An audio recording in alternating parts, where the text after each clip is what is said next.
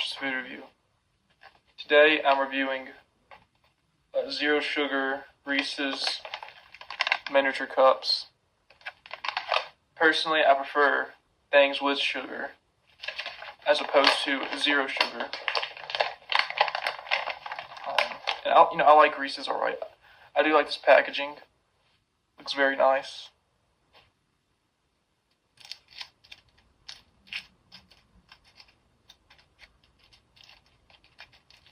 Alright, here it is. Here we go.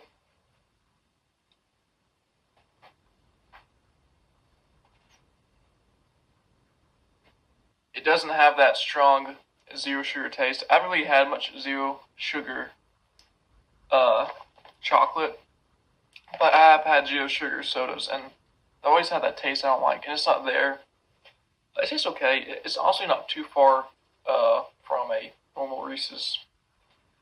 But I'd rather eat normal Reese's. But if you don't want sugar, I guess this will be okay. It's pretty good. I would give it a 7.7 out of 10.